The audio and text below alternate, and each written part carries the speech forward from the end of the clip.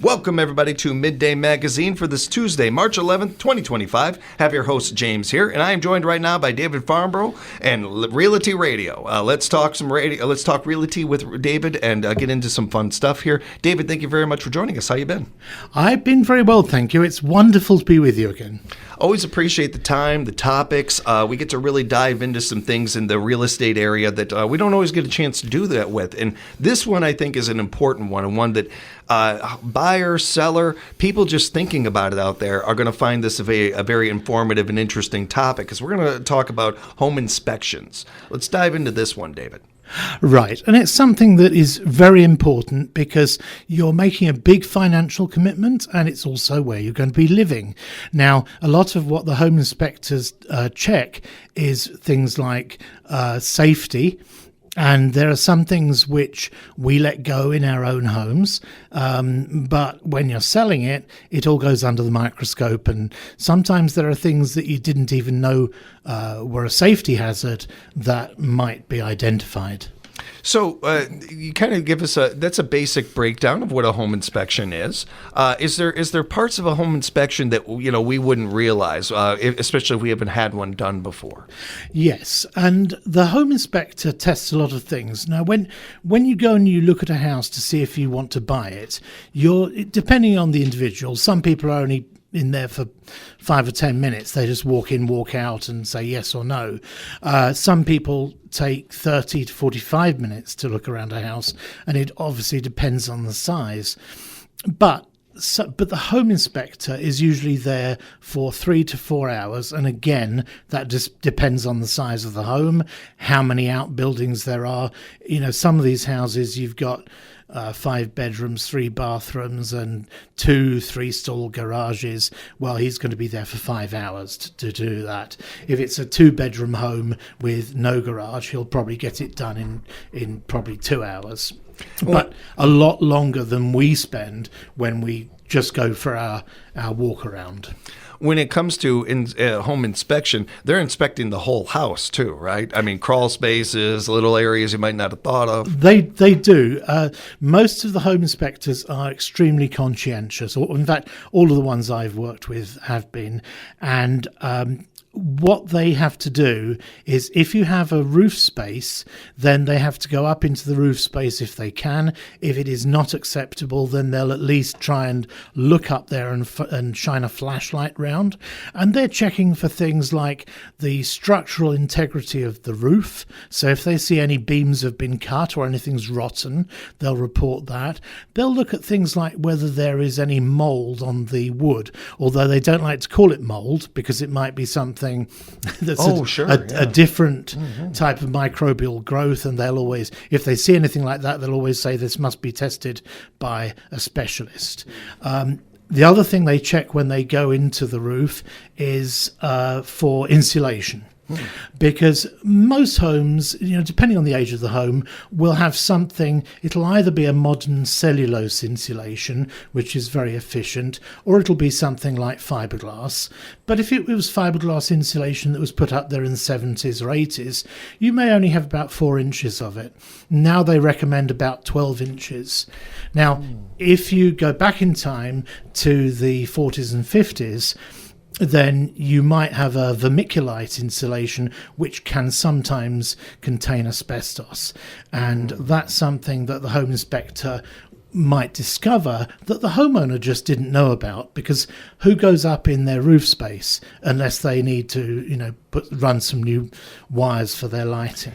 I worked at a radio station when I was out in California. It's been around for a very long time, and a big shout out to them. And the building that we worked in was an old home that's been kind of manufactured to have a bunch of different businesses in it. And I've been in that building a bunch. I was talking to my old PD this weekend, just going over something, and he tells me, well, we're not even in the studio. I'm like, why? Well, yeah. Asbestos. Right. Asbestos. It's still that, I think in 2025, we don't think that that's still a thing sometimes, but that's still a thing sometimes. Yeah, and it's important to not panic when you hear the word asbestos, because obviously there's two things that asbestos was really useful for, and one was the heat-proof properties or fireproof properties, and the second is its fibrous nature, which means it was used a lot of the time as a sort of binding agent in things like floor tiles and in shingles on the siding. So it does have its uses, but the problem with asbestos is most of the time, if it gets into any sort of particles that can be breathed in. Now, with that insulation, because it's a powder, then that in itself can be a problem. But when you find things like floor tiles, it might be perfectly fine if the floor tiles are not disturbed or chipped. So a home inspector will be able to identify these things, and they'll be able to say, well, this is what your options are.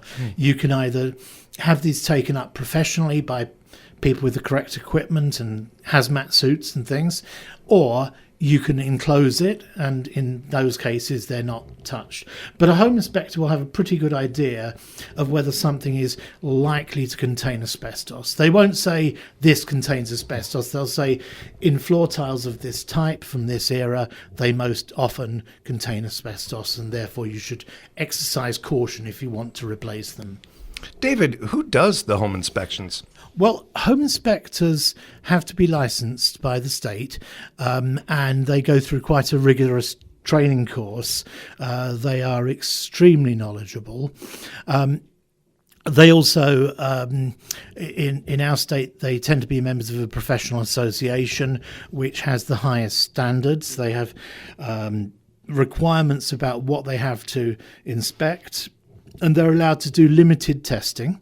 They're not allowed to do anything that would be destructive, so they can't take down the panelling from the basement to look at the, to see whether there are any cracks in the foundation. But they can test the outlets, and they can do testing to see if there's any gas leaks. These are what we might call non-invasive tests.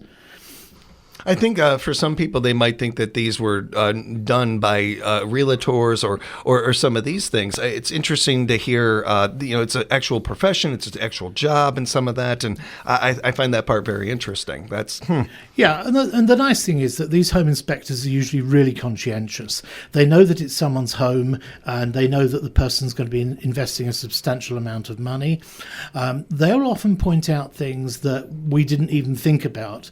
Like, one of the things that comes up quite a lot is when you have a home that was built before the 1980s, you often have an attached garage, and sometimes you can access the roof space from that garage just by going through a hole in the top of the garage. Now, those spaces really should have a firewall up, which is a specific type of material that would be fire retardant.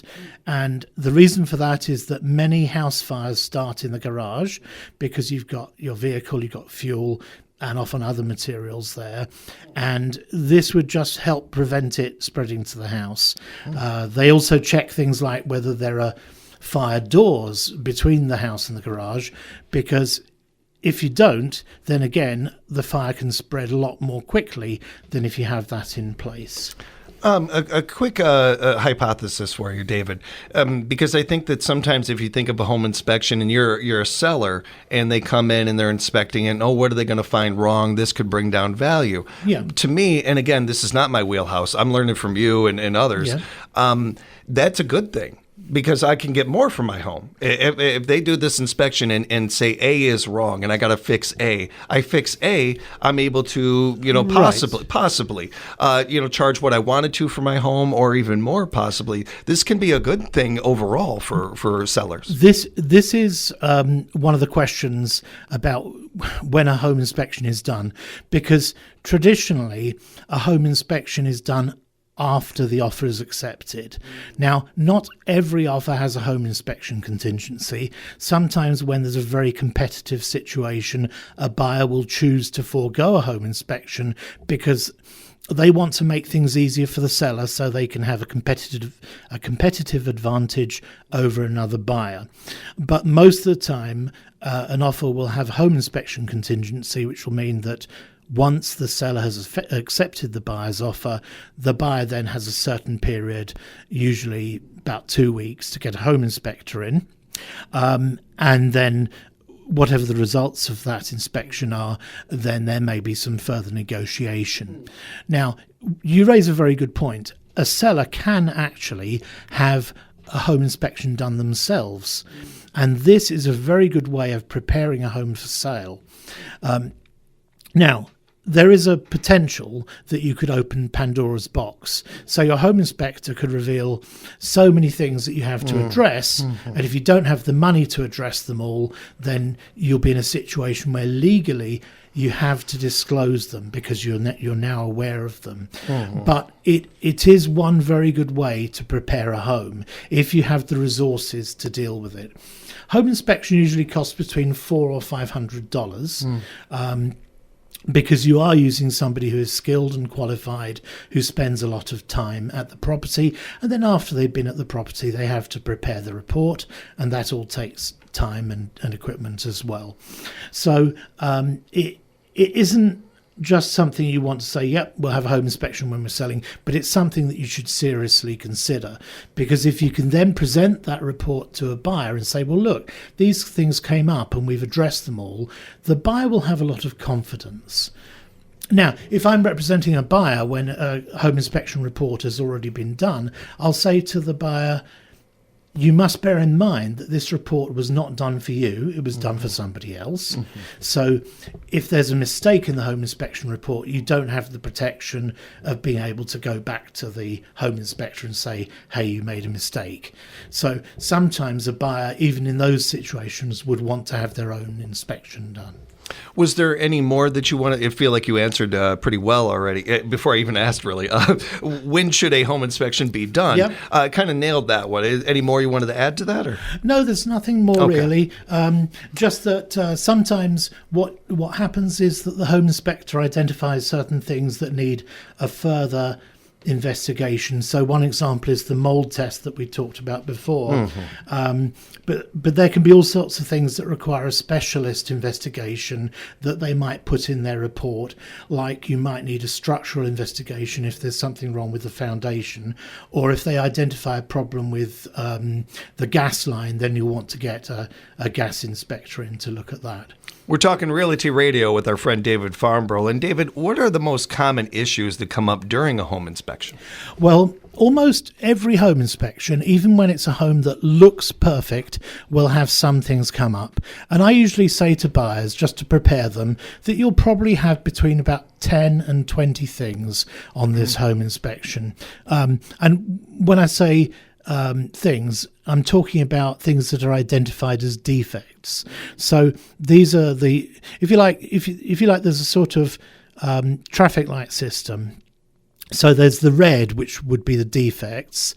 There's the amber, which are things that are maybe not necessarily a defect, but there's something that you might want to deal with as a future maintenance item just to prevent a problem arising. And then the green, of course, are the things which are tested and are okay. So the most common things that come up are usually electrical and plumbing problems, and most of the time they arise when people have done what we would call handyman electrical work or handyman plumbing.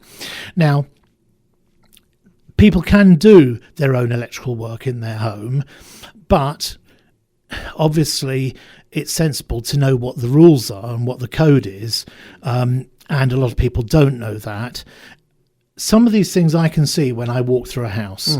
So I can see when a power cable is not properly routed through the beams in a basement as it should be, and when it's just been tacked onto the underneath, or when sometimes a power cable is just loose. You know, I can see those things.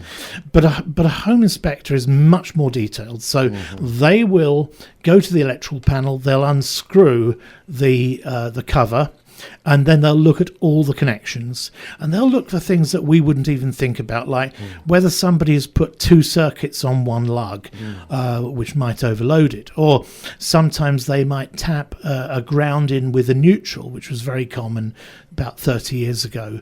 There are lots of things that they can see that we wouldn't know. They also know, by looking at the electrical panel, whether it might be a model that has been recalled. So sometimes I see one which I've had called out by by home inspectors before, and I think, oh, I know that's a bad one, but I'll leave that to the home inspector, because they'll be able to confirm definitively if that's one that's been recalled for safety. How can sellers best prepare their home to avoid surprises during the inspection process? Well, obviously the big one is to get a home inspector in yourself, but there is a cost to that. When you're preparing a home for sale, your realtor will come through the home and just make notes on things anyway. The realtor has to do the measurements, and they have to be able to say what type of fuel it has, what type of heating and cooling, etc. So the realtor will check a lot of things, and one of the things they will be looking out for will be some of the more obvious things that would be brought up by a home inspector. So your realtor isn't going to take the cover off your electrical panel, but your realtor might say, I'm looking at your water heater, and I can see that your water heater should have a pipe attached to there in case the relief valve blows, and that pipe should be directed to the floor, but that pipe isn't there. And the realtor will be able to say to the homeowner, if you get that fixed now, it'll probably cost a plumber $100 to do it, and that will be better than having that coming up on the home inspection. Yeah. So a few little things like that, and some bigger things, a realtor will be able to spot and advise the homeowner to fix. If they spot those things and the homeowner doesn't want to fix them, then they do have to be disclosed. You've touched on a little of these. Are there any other red flags that buyers should be especially cautious about? Well, I think the main thing is safety. That's the most important thing, because sometimes we can be a little blasé with safety. One of the things that I see come up a lot is when a home inspector determines that there isn't sufficient means to escape in case of fire.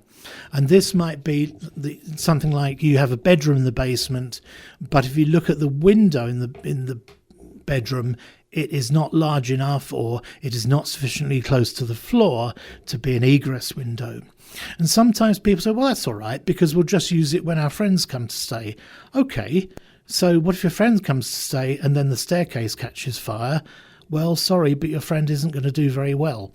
So these safety things need to be taken seriously, and if you're going to have a bedroom in your basement, you need to make sure that it's got the proper means of escape. David, I believe you and my mom know each other, and I didn't know that you knew this much about it. I had this conversation with my parents when I was a kid. I set up the basement. I had a cool room down there. I'm all ready to move in. I was bringing my boombox down there, and my dad's like, nah, you're not doing that. Yeah. And it was all for these reasons. It's an important thing to remember, especially when it comes to that how tempting that is to put a room down there. It's a good one to bring up. Yeah. And fire things get brought up a lot. One of the things we see a lot is absence of smoke alarms. Most people who die in fires die through inhalation of smoke, not through getting burned. And a smoke alarm gives you that time you need to get out. As we're wrapping up, David, how should repairs or concessions be negotiated after an inspection report? Well, this is something that varies from transaction to transaction, and sometimes you have a situation where either buyer or seller find it very difficult to move on the price that they've agreed, but your realtor will help you negotiate that, and will advise you on what's achievable and what is desirable. So sometimes you won't be able to come to an agreement because you might say, well, we need $10,000 worth of work done to this foundation, and the seller can say, well, I'm not paying for that and I'm not doing it. So, and then the buyer might have to walk away. But that's why you have a home inspection, because otherwise you could buy a house and then find you've got to do $10,000 worth of work. Is that something that the homeowners can kind of reach out to you and other realtors about? And hey, I don't know who to go to fix this. And you can kind of be a middleman or help with those things? Or? Yeah, we can with a lot of things. I have a good contacts book. Obviously, it's not a literal book. It's all on my phone. It's all digital. I have people who have done work for me and for my clients in the past, people I know who are ethical and who will charge a reasonable rate. And I will happily pass those on to my clients. And David, as we're wrapping up here, if people have follow-up questions, they want to know more, reach out to you in general, how can they do that? Well, the easiest way to get to me directly is by texting or calling 715-323-8594. They can get to me through my website, rapidshomes.com, or they can contact me via my Facebook page, which is David Farmbrough Realtor. Encourage you to do that, everybody. Reach out to David. You can a trusted source in this game. And Realty Radio will be back with us next month. We're looking forward to hanging out with you again real soon. Thanks for the time, David. We'll talk again real soon. Thank you very much. We'll have more Midday Magazine coming up for you.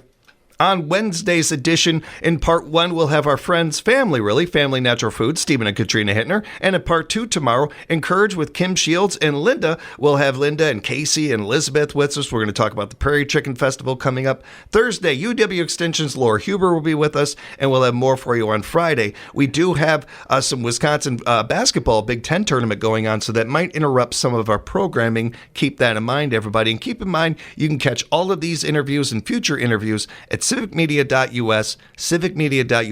Go there, find all of our shows, as well as WFHR.com. We'll be back with more Midday Magazine for you right here at 97.5 FM, 1320 AM, WFHR, locally grown radio.